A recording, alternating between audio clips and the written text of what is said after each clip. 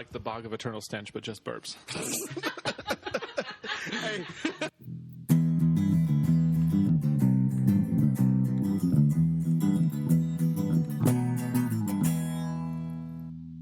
Welcome to The B-Listers, a podcast about movies. Each week, we'll discuss a different movie, whether it's a new release or a silent film from almost 100 years ago. We'll leave no stone unturned. I'm Benji. I'm Brendan. And this week, we got real emotional, and we watched A Beautiful Day in the Neighborhood. Real emotional.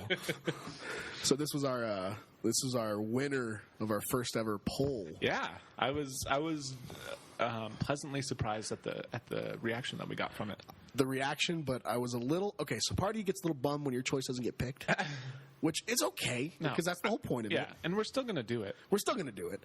But after you told me what you were picking, I'm like, I got no comparison, man. You're gonna... We got to do that one. That's just hands down. The choices we made were so drastically different. It was different. Yeah. And I didn't... Okay, so I got to say, I did not see this until now. Yeah. Like, this is one until that you just watched it. Which is that's most of the reason I chose it. Yeah. And it came out. I knew the importance. We knew the importance. Yeah. I don't know what stopped us. Yeah. I kind of have a feeling it was like a subconscious little thing that's like, careful. You know what I mean? Yeah. Like you knew it was going to be something that would make you emotional. Yeah. And then once I heard that, because not only did you, but everyone was saying it was like, because it was up for a lot of Academy Awards or a lot of awards. And what surprised me was that Tom Hanks was up for supporting. Yeah. And that's what really kind of threw me a loop. Yeah. And then once you thought it was going to be mainly about him. You're like, no, it's not about him. Yeah. Well, it's about Mr. Rodgers, but it's not about Tom He's not Hanks. the main character. Yeah. Oh boy, dude. This was borderline too much. Like, we You're going to make me watch Waves, and then you're going to say that this was too okay, much? I was literally just about to say that. So, before this, to date, the most emotional, probably the most powerful, probably is going to arguably be Waves. Yeah. Which makes you feel a certain way, whatever it does, But I wanted to stop watching this for a different reason. Okay. And first and foremost, let's get this out of the way. Yes. I was born in 1992. 95. 95. So we were kind of in the last little bit. Yeah. We were probably the last generation, I would say, that was raised on Mr. Rodgers while he was alive. Yes. And that, okay, so I'm getting chills thinking about it. This is going to be a tough one. I'm not going to lie. This is going to be kind of a tough one to get through. Yeah. Which is why I chose it. The importance as a kid is not there. You don't think about it. Yeah, it can be, but it was a show. It's a little bit lost on you. Yeah, it was a show. Like it's just something that this kind, gentle man is speaking so calmly to you that you're kind of drawn to it, but you don't totally know why. And like I was 7 when Mr. Rodgers died. You're 7, and I remember. I remember the day that he died. I remember waking up in the morning. 2003. Yeah. February 27th, 2003. Yeah. I remember waking up and getting ready for school, and it was on the news. Mm. And that, like, I just remember. I want to say that he was like the first, I guess, celebrity you could say that died that I was like. You honestly remember? I was aware of. Yeah. Like if any other celebrity had died, and I heard about it at that age, I would have been like, I don't know who that is. Yeah. But Mr. Rodgers, I was like, whoa. Yeah. And I remember it just kind of. I wouldn't say I was sad all day, but It affected you. Yeah, it definitely affected me just for that day, and then after that, it wasn't like that big of a deal. I mean, at 7 years old, it's definitely. But the significance is the fact that you felt something at 7 years old. Right. I remember when it happened. You would have been 12, 9? Almost 9. God, my math's horrible. No. 11, almost 11. My math was so bad, apparently. I just remember. I remember waking up and, of course, back in that day, you see things on the news. You don't read the internet. We weren't on our phones. Yeah. We're doing all this crap. And it was the whole, like, expose on, like, Fox or whatever news NBC, outlet. whatever it was, and everybody was talking about it. You know, you flip through. It was hard not to. Yeah, and you have all the pictures. It was like what he meant. I just remember seeing all the overwhelming news stories. Right. And I have to say, like, I don't think it really affected me. I don't think it really kind of hit me as hard. Yeah. I mean, I've always been, like... I'd say I've always been... I mean, I don't know if I'd say always, but within the last, 5 years, maybe not. Just because of who I've grown to be. But as a child, I was very emotional. Yeah. Yeah. Knowing you, I can contest to that. It's definitely... you have a tougher shell than a lot of people. I like to say I have a tougher shell than a lot of people until you get to know me. For sure. But of course, if you live with me, Steph can say that shell is really not that thick when it comes down to it. I mean, Lee would probably say the same for me. It's just, the things we put out there. Yeah. But I didn't, I guess, okay, I'm going to lead into this. I didn't realize how important this show was to me. Until pretty recently? No, until watching this movie. Yeah. Oh, really? And it's really overwhelming. It was. I have so many memories and so many. Just watching the show, like everybody has that memory. Yeah, it's one of those things that you don't really realize until you sit there and you think about it and you watch this movie. Because it was just a part of your childhood, much like many other things. Yeah, it was a part of your childhood. Like you go and you watch this movie and you see the effect that he actually had on people, and you're like, oh, yeah, I do remember. I remember everything, and I think those opening 5 minutes, 10 minutes, right. It sunk. Yeah. So last night, because I watched the first time last night. We were cooking dinner pretty late. Yeah. Had a couple drinks. Kind of, I think both me and Stephanie subconsciously kind of knew what we were getting into. Right. So we kind of took that extra shot. We kind of took that extra beer. You use the alcohol as an extra layer of I don't ever recommend doing because... Especially not for this movie, man. For me and Stephanie, it just brings out the emotions even further. But we sat down, started eating, started it, and I think, what was it, Steph? It was maybe 20 minutes in, I actually stood up and walked away. Yeah, we paused the movie 4 times. Wow. The first 20 minutes after the beginning. Was it when he opened the little cardboard window and you saw Lloyd's face? So when you saw Lloyd's face and it stopped, I think that was the second. I think when he oh gosh. the neighbor, we were like, no. Yeah. So when he first walked out.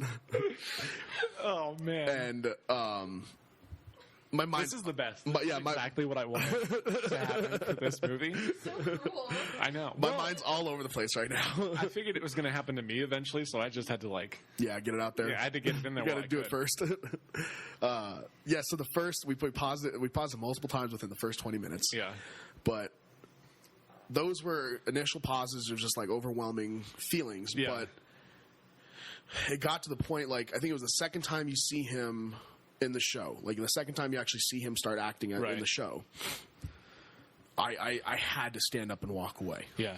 And we didn't pause it. We didn't do anything. And I stood up, and it was it wasn't like I was trying to control myself from crying or anything, but it was just this extreme, what am I looking for? Nostalgia? Probably nostalgia, and it was probably a box that hadn't been opened in probably 20 years. 20 years that just opened up. Like a process. Yeah. Yeah. And it kind of clicked me, and I'm like, I watched this show more than I realized, and I took so much stuff from this show that I didn't realize. Yeah. And can we just say how amazing Tom Hanks is? Tom Hanks is great. I will say, though, it is a little jarring watching this movie and then going and watching an episode of Mr. Rogers' Neighborhood. It's different, because you feel while you're watching the movie, you're like, wow, Tom Hanks is perfect. Yeah. And then you watch an episode and you're like, what? It's different. It's so... Yeah. It's... I mean, I think Tom Hanks was great. I think he was incredible in this role. Yeah. I think they were really trying to just capture the... sincerity. The sincerity and how much this show mean to him. Mm-hmm. And how I never thought throughout the entire movie that he felt like it was a show. Right. He never did. Right. Which is, I think that was probably true to real life as well.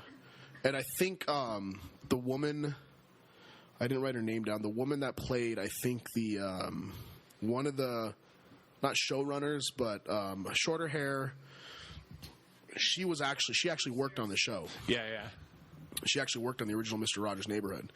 So to have, and I didn't realize that until afterwards doing some research, that they pulled in a lot of people and a lot of things from his life. Right. You know? One of the things that kind of stands out to me right away was his handler, I forget his name, the one that's always with him. Oh, yeah. His, like, assistant? His assistant, the dad from Veronica Mars. He's also in Galaxy Quest. And Penny Dreadful. Yeah. He said something to Lloyd. Yeah. After he met him for the first time, which was, what was it? I don't know if you put this quote down. Okay. Whatever he says to Lloyd after he first meets Mr. Rogers, and he's kind of taken back, and it kind of solidifies what Mr. Rogers is and who he is. Right. Which is why he's doing what he's doing. You know, it was something about humanity, and that Lloyd hasn't seen that yet. That's what I'm looking for. You don't really care for humanity, don't you, to Lloyd? Yeah. And he said he read everything that he could. That kind of painted the picture of who Lloyd was and who Mr. Rogers was. Yeah. You know, he's not just doing this for the kids. He's doing this to make an impact in everybody, and the concept of love. Right. The concept of acceptance and learning about people. Yeah, man, that hit me pretty hard right there when he said that. The whole movie is just kind of a heavy hitter. It really is. It's the amount of like real stuff that actually happened that they incorporated in the movie was also kind of incredible. Like that whole tent scene, right? Yeah, the whole tent scene when he was trying to put up the tent while Lloyd came in. That was like a real thing that happened. On the show, they ended up like cutting to an actual clip of him like with the tent already set up. But they showed the clip of him like struggling to do it on like an episode of like David Letterman. Okay. Back in the day, that Mr. Rogers was on. Like he was a guest, and they showed that clip. I thought it was really cool that they did those archive scenes. Really well. Mm-hmm. And you can do that, especially nowadays. Right. And especially with older clips. They had Arsenio Hall. And Oprah Winfrey. And it was flawless. And there was in between those two clips, there was a clip of him just talking. It was like an old, like black and white. It was on like black and white film, and you can find that clip on YouTube of like Mr. Rogers, who's like playing the piano. He just like leans onto his piano and just starts talking. And that was that clip that they used. Around when this movie came out, I think before it came out, I was in like a weird, like big, like Mr. Rogers obsessive phase. Okay. So I read a book about him. I listened to all these podcasts about him. I watched I don't know what it was. I think it was just because politically we're in a real tough time. For sure. And I was having a hard time like seeing the positive in the world. I think I just needed something to help me with that. Yeah. And that doing all that definitely helped. Which is exactly the purpose he was doing this was. Right. No, absolutely. There's a podcast I listened to on Spotify that was made by the people at iHeartRadio. Called Finding Fred. And that's the only time I've ever listened to a podcast that actually like had me in tears. Because it was just this guy just talking about Mr. Rogers and all these like real life things that happened. Yeah, that was the clip you just showed me, right? Yeah. And it was, gosh, it was just so powerful. I guess I never really grasped how much he actually was willing to put out there to change things. Yeah. And like I said, we've all seen the show. So what stands out to me right away that I can pull from memory is the King Friday the 13th. Yep. And Daniel Striped Tiger. The puppets. Yeah. And then well, the funny thing about the puppets is that when I was a kid, they were just puppets to me. Yeah. But it wasn't until probably like a year and a half ago when I was like, oh, Mr. Rogers voices the puppets. I knew that later on, but of course you don't know. You're not thinking. It wasn't one of those things that I knew as a kid. Yeah, it was like this weird realization that I had as an adult, and I was like, "What?" Now that you mention that was probably one of my favorite scenes. Is Lloyd first seeing that and seeing him talk as Daniel, and you see Daniel, and it's an amazing shot. It's an amazing editing process that they focus in on this puppet, has this voice, has this talking, has this character, and you pan down, and you just see Rodgers down there. Yeah, just reading the script. Just reading the script, but it's so natural to him. Yeah. And it's like you can tell that this is a character within himself. Right. Well, and if you listen to like interviews with Mr. Rodgers, he talks about how each puppet that he voices is like a different part of him. God. Like Daniel Striped Tiger was like all these emotions that he felt. All the puppets were all emotions that he felt that he didn't know how to portray, so that was how he did it as a kid, was through these puppets, and that's why he incorporated them into his show. God, man. Yeah. I just want to say, I know that this is where my mind just went, is can we just admire the fact that this man that had such a grasp on the concept of childhood and kids turned out 100% completely wholesome. Yeah. And loving. There was nothing ever bad that came out about him.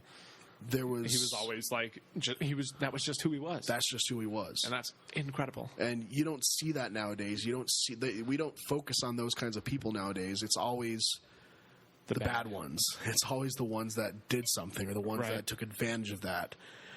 Most notably, Elmo, in my opinion. Yeah. Which was such a big gut punch when I found that out, when that came out. Because, of course, I'm a Sesame Street kid. Right. I think most of us in this room are Sesame Street kids. To this day, I can still sit down and watch Sesame Street and love it. But when you see Elmo, it's like there's this subconscious it's like disconnect. Mm-hmm. Anything with Mr. Rodgers it's still Mr. Rodgers. It's always going to stay that way. It's always going to stay that way. There's nothing ever bad about him that's ever going to come out. Yeah, and just the songs, which he wrote, the all of movements that you don't realize you remember so vividly. Yeah. How he switches his sweater, or he comes and takes his coat off, puts his sweater on, then he picks his shoes. I remember him opening up, and all the shoes that he had, and he always picked a different pair, sat down, took the time, looked at you, and it's just overwhelming, man. Yeah. It just really is. The funny thing is that most of the reason he changed his shoes was because the regular shoes that he wore were too loud for that set. Oh, so he switched to shoes with like rubber soles. Yeah. So they just incorporated that into his little intro and outro.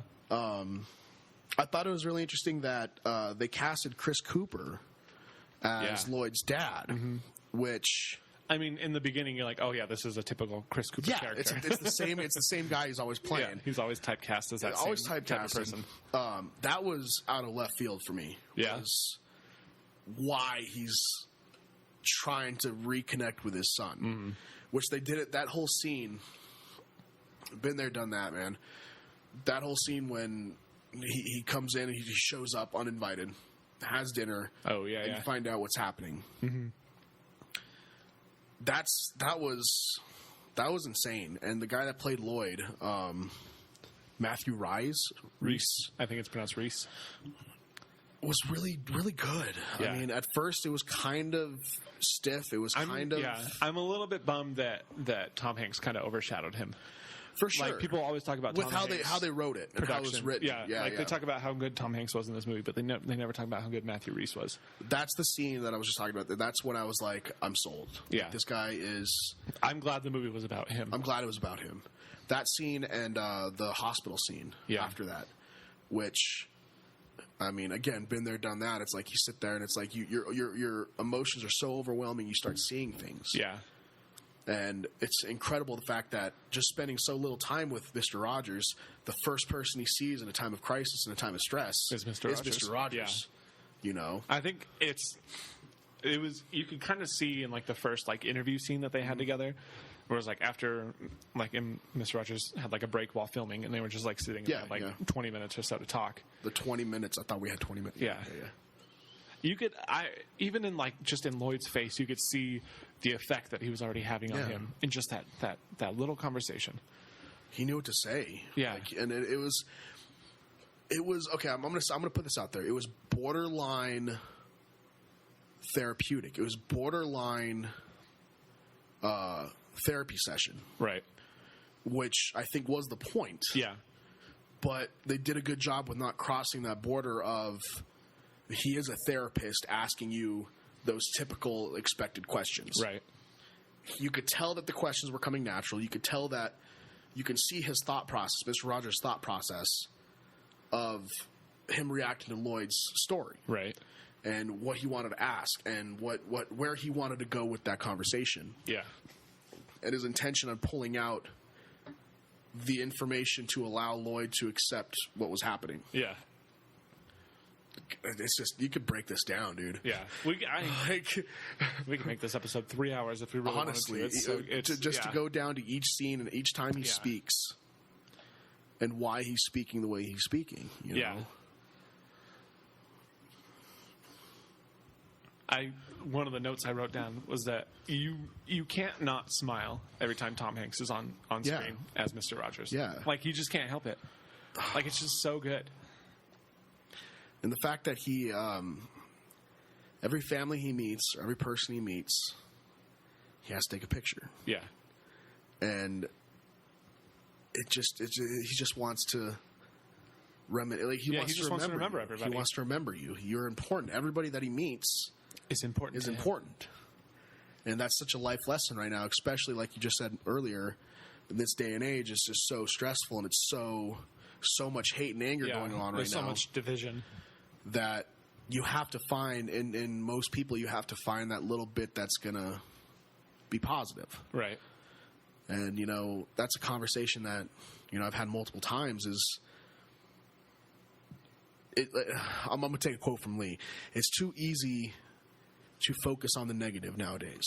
Yeah. And I'm 100% guilty of doing that. Yeah, no, absolutely. Because it's easy. It's easy to get mad. It's easy to get frustrated. And until I know that said person, it's going to be hard for me. But until I know or at least talk to that person, I can try to find some kind of positivity. Right. But it's just, man, these past couple of years, these past 6-7 years has been just nothing but. Yeah. We need Mr. Rodgers right now. I think this movie came out at the perfect time. Agreed. Like, because we saw it in theaters when we first saw it. Yeah. And that was the most emotional reaction I've ever had to a film. Wow. Like, we sat there in the theater, and it was I got, a little teary-eyed here and there throughout the movie. We left the movie, and Lee's mom texted her, and she said, because we were asking her mom what she wanted for Christmas, and she said, all I want is to spend time with you guys. And literally just after sitting this hour and 45-minute movie, that was just like the catalyst I needed, and it was just like instant. Like, I was sobbing. Now that you say that, an hour 45 or hour 40-minute movie did not feel like an hour 45. No, it felt longer. It but felt much longer in a good way. Yeah, in a good way. I really like that he inserted himself into into Lloyd's life a certain way that, but not like obtrusively. But not obtrusively. And the diner scene when he's like. When he's like, what did he say? I want you to think about that people that loved you. Into being. So the importance of that scene was he says that, and the silence starts, and then it cuts to the real life Joanne Rodgers. Yeah. And then immediately after that, it goes to David Newell, who plays Mr. McFeely. Yeah. And then it's just that long stretch of silence with him just looking into the camera. But the entire building stopped and looked at him. Which I imagine that would have happened in real life. And it was... But seeing chills. that now... Chills. Last time we watched this movie was about a year ago. And watching that scene now is definitely harder since Joanne Rodgers died in January. Yes. That sucked. I mean, she was a widow for almost 20 years. Yeah, about 18 years. And I know she continued his legacy pretty much. No, she did everything that she could to honor the man. But it's like scenes like that where it kind of broke the fourth wall, where everybody in the room had to stop. Yeah. And it wasn't like this weird spiritual or weird like subconscious thing Lloyd was seeing. It's like, no, like it was almost as if everybody in the room was already listening to him. Yeah. Even though they're in their own conversation, they're in their own person, they heard this, and it's like they agreed with him. They look at Lloyd, like waiting for that response. Right. Like, we've done that, or we've tried to do that. Now it's your turn. Yeah. When we saw this movie, it was like a Tuesday morning at like 10 a.m. Yeah. And so there was maybe like 4 or 5 other people in the theater, but it was still just dead silent. Yeah. And it was, gosh. Yeah. I don't think I can name a scene from a different movie that is more or equally as powerful as that one. I could name a scene from this movie Yeah. that's about the same. But another movie, I don't think I could. I've spoken to it before, but for me, coming right off the top of my head, all the movies I've seen, there's only one scene that I felt kind of the same way through this. Uh-huh. I've mentioned it before. I think it was through Waves. Was Honey Boy with Shia LaBeouf. Yeah. And if you've seen that movie, you'll know what I'm talking about. If not, definitely check it out. Hold your reservations for Shia, whatever you want to do. Just give it a shot as a movie. Yeah. There's a scene where they go out in Honey Boy, and the therapist asks the teenage Shia, go outside and scream. Uh-huh. Just scream as loud as you can. Let it out. Yeah. You know, he didn't say let it out, but just do that. Yeah. And he was hesitant, and he was super hesitant, super reserved on doing that. And he finally goes outside, and he just looks up, and he makes this scream.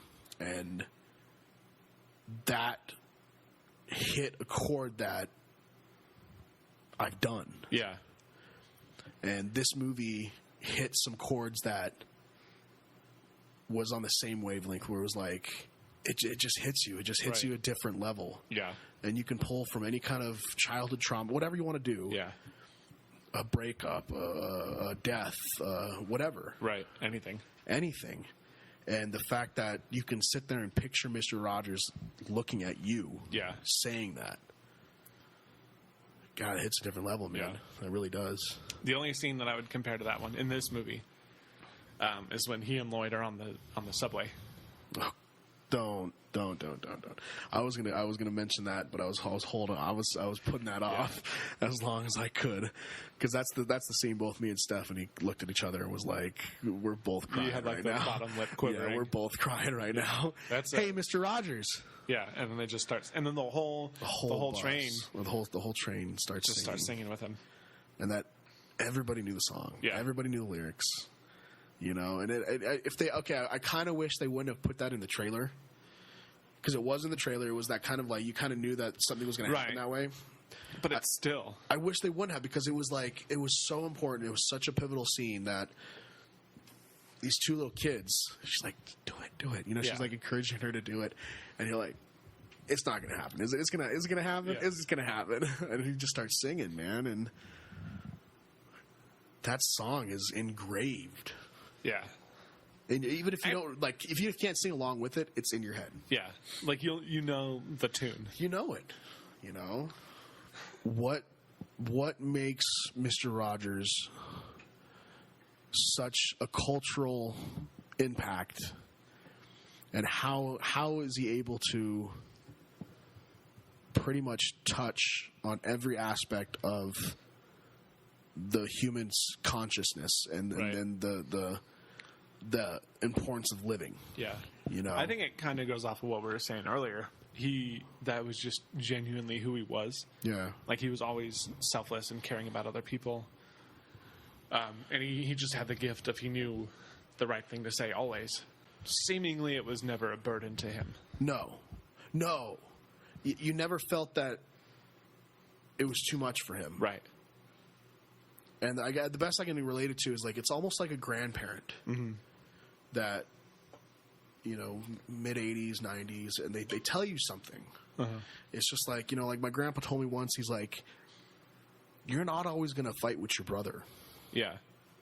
Even though you're doing that now, you're going to find the importance of having a brother. Right. And at a kid, I'm like, whatever. I hate this kid. You know what I mean? Whatever. Yeah. But now that I'm almost 30, it's like you sit there and it's like, he's kind of right. Yeah. You know, but that's what I'm trying to relate. It's like that, but in literally every aspect. With every aspect, with everything. Yeah. You know, and it's like it's a man that you could sit there and tell your story. Right. And you know that he would be listening. You would know that he's listening. Yeah. And you know that you'd get some kind of closure in some aspect from this man. Right. And I think Tom Hanks did a wonderful job. I think this is the most, I wouldn't say tame, but this goes back to early Tom Hanks for me. Yeah. This is early Tom Hanks. This is like, you know, Life is a Box of Chocolate. Like that this Forrest is Gump. Yeah. But it's like, because he's definitely shifted more towards seasoned actor. Yeah. Everything that he does is almost like a step up from previous roles. He's always trying to one up and make himself. Yeah. And this role, gosh, I don't know, because it's almost like he was trying to step back, but still stole the show. For sure, dude. I completely agree with that. Like I think this is, probably one of the first Tom Hanks movies I've seen where he wasn't like the main character. Yeah, yeah. You know, and you don't see that because, of course, you bill somebody like Tom Hanks. It's like he's your top billed actor. Yeah. He's going to be the one on the number one. Which I was a little disappointed. I think they should have embraced the fact that Lloyd was the main character more so than they did. Yeah, I believe I knew going into it that Mr. Rodgers there was talk saying that don't go into this expecting him to be the about main this character. magazine article that came out in 1998. But I'm talking about first build. I'm talking about cover. That's true. Yeah, he definitely got first billing. He like I think they could have given Lloyd the Matthew Rhys his time to shine. I mean, they in the movie they did. In the movie, in like advertising, they didn't. But I think it would have been a little bit more successful if that was the case, in my opinion. I think it would have been less successful. Really? I think them using Tom Hanks as Mr. Rogers for they're using advertising. it. Yeah, they're using it for I think that's the reason behind its success. Like it's got. I don't remember the exact Rotten Tomato scores, but they're both in the 90s for the critics and the audience. I guess I'm rooting for the underdog. I like when they put the underdog up there first. Yeah. You know? Matthew Rhys is great. He was great. I don't know if I've seen anything else that he's been in. I remember looking at his IMDb page and I didn't recognize anything. Yeah. As far as I'm aware, I've heard really good things about the show Perry Mason. That he's Perry Mason. Yeah, that's right. But I haven't watched it. I'm sorry. I kind of want to double back to Chris Cooper. Yeah. So we're talking about actors here. I'm a big Chris Cooper fan. I love everything he's in. Yeah. As we said earlier, he's very typecast. Typecasted. There's a reason but for he's that. Freaking good at it. He's so good in every role that he plays. The second half of the movie really shined for him. Yeah. And the concept of loss, the concept of death, I know two people in this room have faced that probably more so than me and you when it comes down to the fear of losing somebody. Yeah. And seeing that on the other end of it was pretty hard to see. Yeah. You know, to be able to put your differences aside, put your anger aside. And I think Chris Cooper was I think this was his role. Yeah. I think if anybody got an Oscar for Best Supporting Actor for this movie, it should have been him. It should have been him. That whole sequence in the last little bit on his deathbed. Yeah. When it's my favorite sequence between him and Lloyd is when Lloyd wakes up in the middle of the night to feed his son. Mm-hmm. And he goes and ends up sitting with his dad. Yeah. And it's like 3 a.m. Yeah. And they just have this talk. They have the talk. And for the first time in the movie, they tell each other that they love each other. Yeah. Because of who? Because of good old Mr. Rodgers. Mr. Rodgers. But seeing that whole when the whole family's there. Yeah. And what they're talking about, they're like, we're going to go on a vacation. Yeah. You know, we're going to go on the beach. We're going to lay on the beach. And you hear, he just perfect Chris Cooper, just like, I'm already there. Yeah. Like he lays back and it's like you can see, you know, experiencing my grandfather's passing more recently, my grandmother's passing more recently than I would like to admit. Uh-huh. To see that look that he made,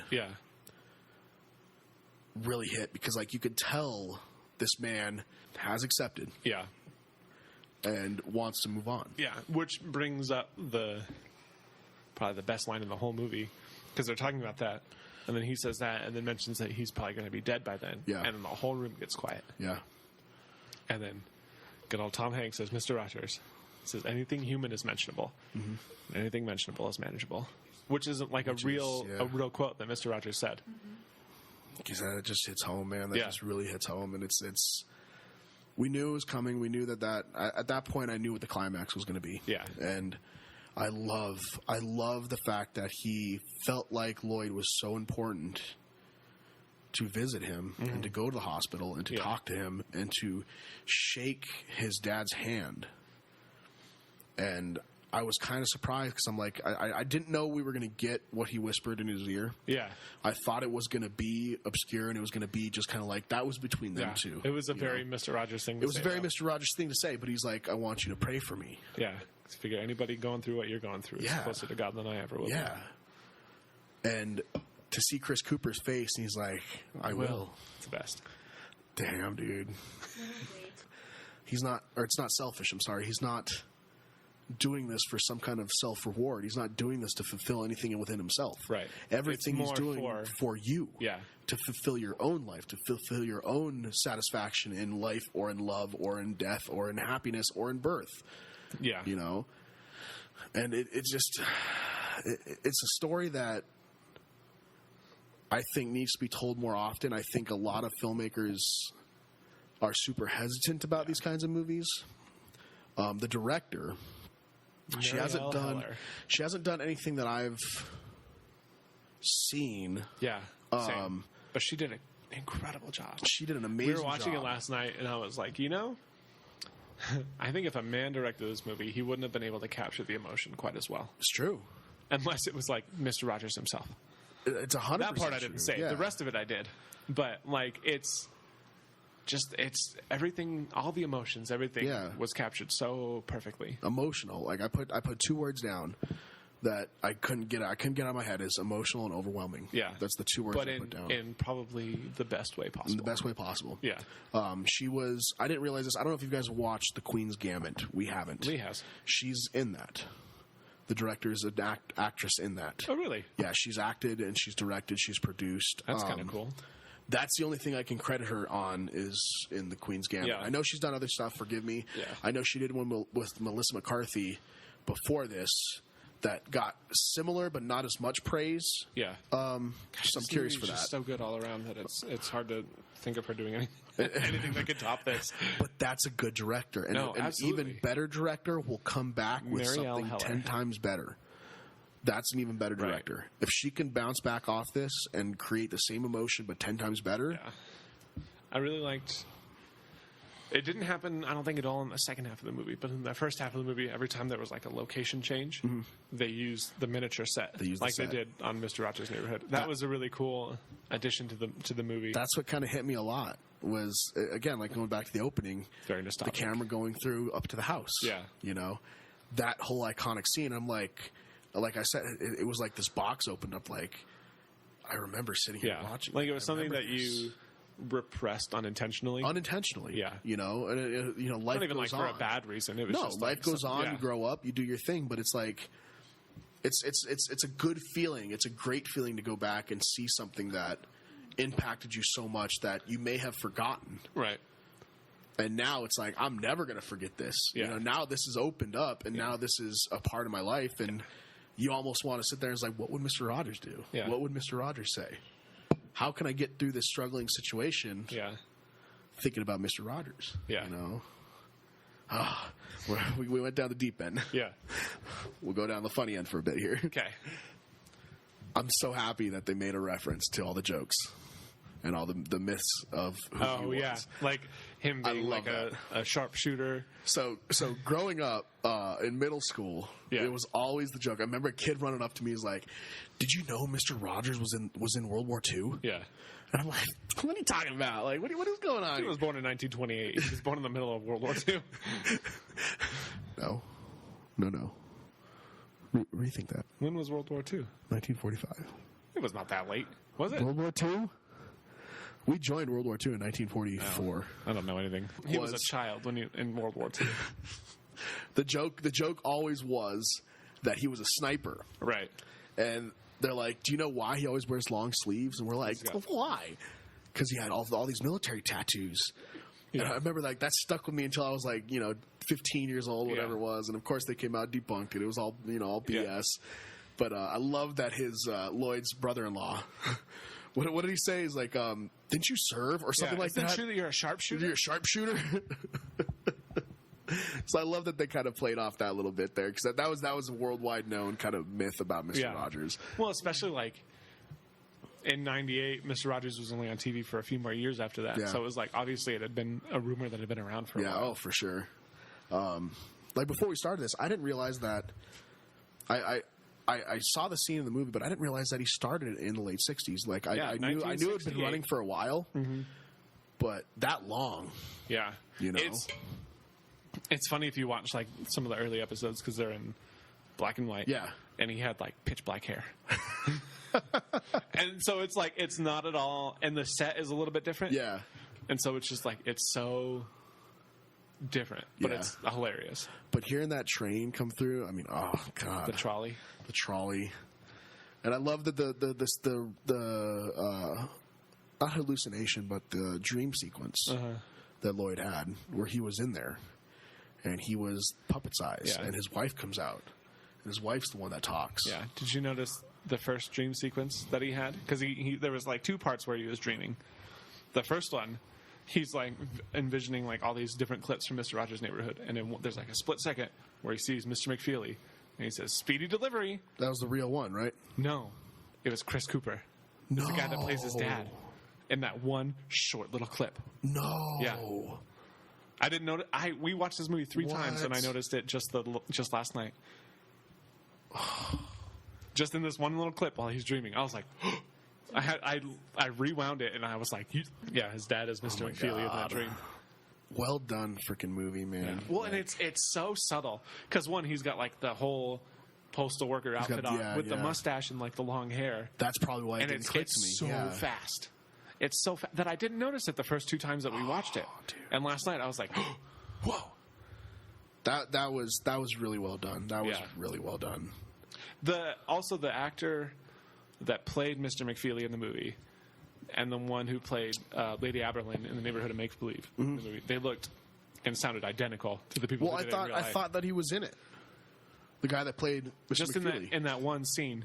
Just in the one scene in the restaurant. That's right. Okay, no, you're right. So going back to cool things about the movie. Yeah. In the scene where they're in the theater with a string quartet. Yeah.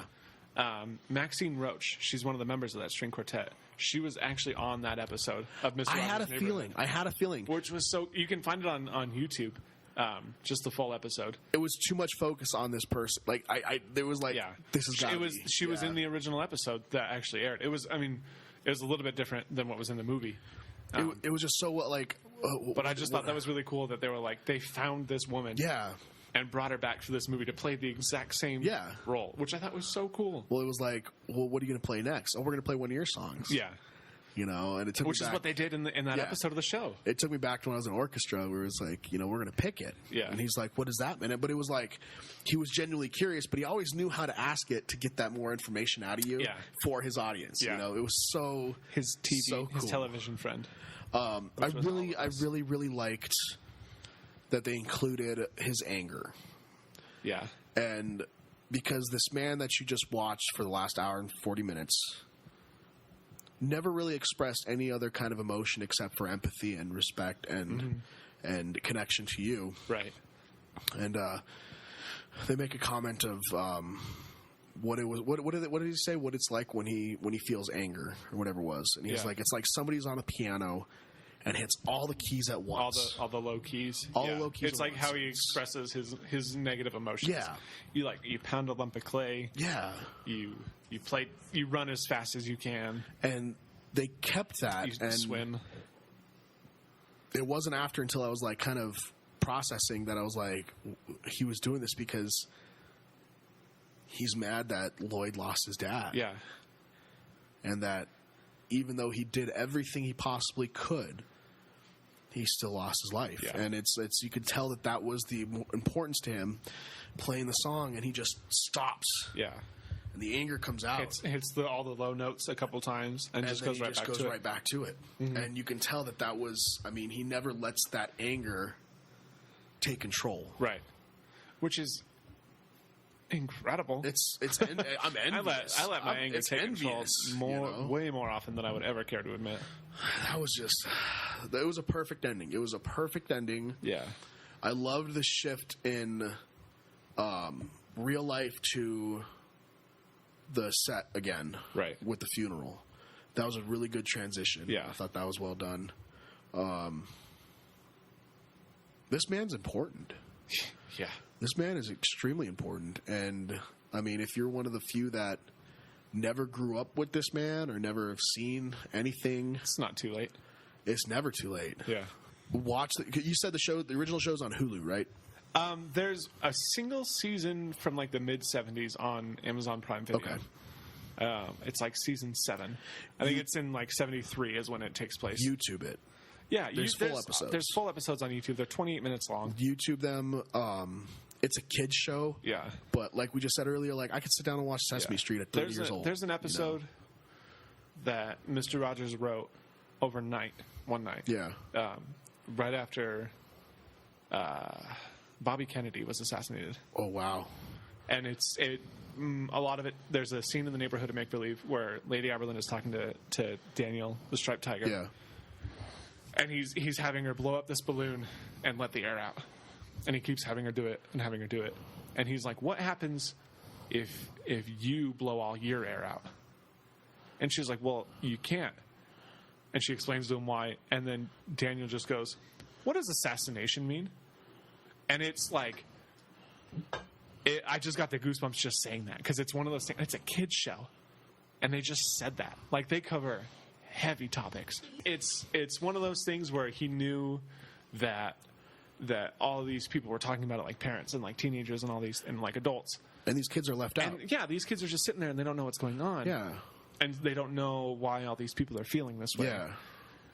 And so a lot of that, the reason for all these things is just to help kids feel the emotions that they're feeling and understand. Express them in healthy ways. Yeah. You know? Where it's not just like, oh, this guy died. Like it's not like this black and white thing. It's like we're gonna present this situation and we're gonna allow you to feel the right emotions on what's exactly happening. Yeah. Like there's an episode where Mr. Rodgers goes to feed his fish and one of them is dead at the bottom of the fish tank. So he takes it out, puts it in a little cloth in a little box and goes out and buries it. And then tells a story about what he's doing. His dog that died when he was young. Yeah. And how he was sad. And how it was okay to feel those emotions. Wow. And it's watching things like that you realize why he was so important. Yeah. And still is. Yeah. Well, 18 years after he died.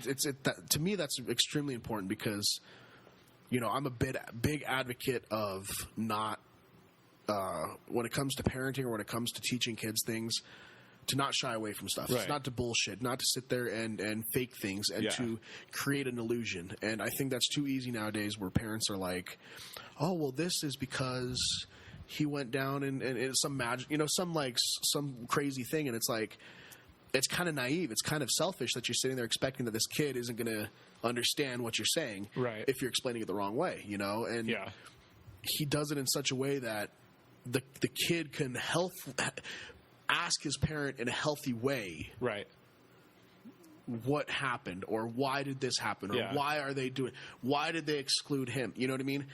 And it creates a conversation. It creates a conversation. And what do you do when you feel what do you this do? way? Yeah, what do you do? It's like I feel this way and I don't want to bottle it. Or of course the kid doesn't know what that means, but what do I do? Yeah.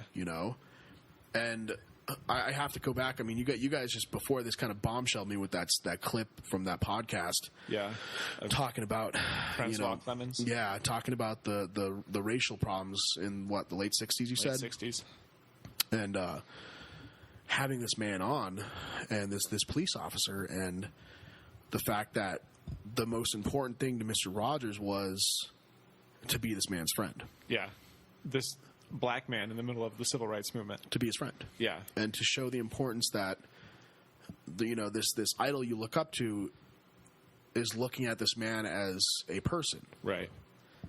Which even to this day, I think we can call back to that pretty easily. I mean, especially now. Yeah. To show the importance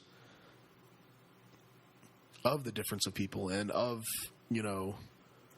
we're all the same. We're all humans. Right. And the simplest thing as sharing a pool to wash your feet in speaks volume, Yeah. And, speaking as an Asian American in this day and age, which is probably one of the scariest things I've probably ever experienced. Yeah. And I tell Stephanie this almost every other day, is that I'm grateful that I look Hispanic. Yeah. I'm grateful, and I never thought I'd say that. Yeah. That sucks. And to be on the receiving end, to witness these things, which every African American has witnessed since the birth of the nation, puts things in perspective. Because we've all in this room have always been so open and so loving and caring, Right. but seeing Rodgers and all this was just overwhelming. Just to feel that, and I encourage everybody. I mean, listen to that clip. Go watch it. Yeah. Go experience that. There's a podcast called Finding Fred, for those of you who don't know. That is just a guy just talking about Fred Rodgers, and he interviews a bunch of people. Some people that have worked with him, some people that were influenced by him growing up. Which a lot of people. A lot of people. It's not very long. They're like 30 to 40-minute episodes. There's maybe like 8 of them. It's very good. Yeah. There's some really good stories on there. If you just want to just educate yourself, that's, It's the best thing you can do. Yeah, it's a really simple way to, you can listen to it while you're going to work. If you're asking why or asking how or asking what you can do. Yeah.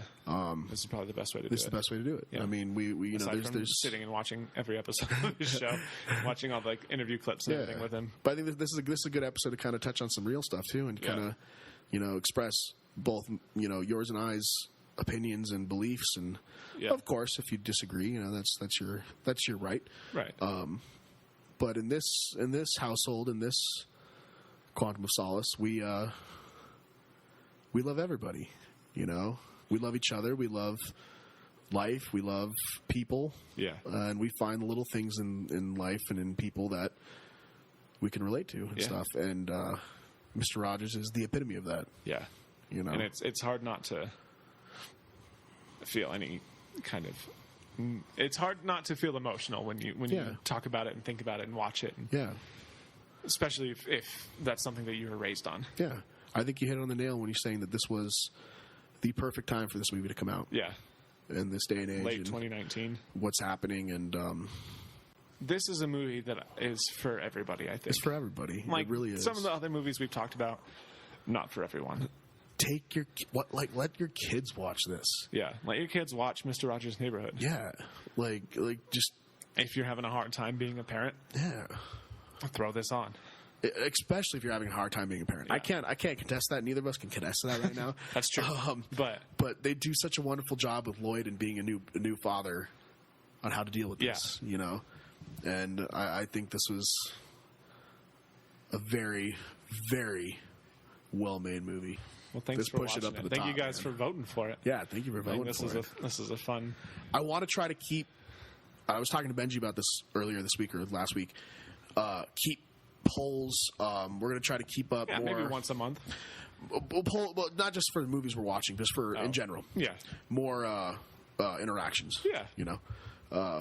Social media, all that kind of good stuff. Yeah. Next week, to prepare for the new movies that are coming out, we're going to watch A Quiet Place. Take kind of a hard left turn, because in a couple weeks, A Quiet Place Part 2 comes out, and that will be our first movie back in theaters. We're going to take a lot of left turns. I mean, I think what's really unique. We're trying to find unique things about what to do here. Yeah. We're not scared to kind of go jump around. We got to keep you guys on your toes. Yeah. I have a buddy that I haven't seen since freshman year. I apologize if you're listening, because I know you're listening to this. It's been a long time. Yeah. Gabe, I know you're listening to this right now, dude. Hi, Gabe. Thank you, man. Like it means Stephanie's. I love you, Gabe. I can't express enough how meaningful it is, the fact that we haven't really spoken face to face in over a decade, or seen each other in even longer. Yeah. And you are one of our first subscribers. You input, you give advice. You have a history in film and audio, so that was really, really, really cool to hear from you. Spread the word, man. Keep it up. Like, honestly, like, it's awesome. That's really cool. I appreciate everything. Yeah. Yeah, and I know, at this point we're still kind of like cheering. Oh, our parents are listening. Yay, Well, your guys' parents are listening. Yeah, I don't think mine are. Which is fine. It's cool to know that there's people out there that we actually personally know that are giving us a shot, and keep it up, man. I mean, and I encourage, like, one thing I was thinking about the other day is reach out to us, comment, talk to us. The poll was fun. Yeah, the poll was fun. We got participation. Yeah, like people voted, and we even got a couple of DMs of people putting in their opinion on what movie. We want to continue. Which was really that. cool. That's a lot of the reason why we're doing this. I think I know you're on it a lot more than I am. I know Gabe was one of the ones that responded to our Spider-Man post. Right, that means a lot. What one thing are we going to do to bring ourselves a little bit more like Mr. Rodgers? What are you going to do within yourself? Or oh gosh, that's a hard thing to do. That's a lot to live up to. Okay, so for me, I've already been kind of trying to do this at work. My place of business that I work at still requires masks, which is really difficult to convey emotions or excitement towards other people. Right. It's pretty tough. I've been trying to work on my overall smile face, if is that cheesy as enough as I can smile with that. your eyes. And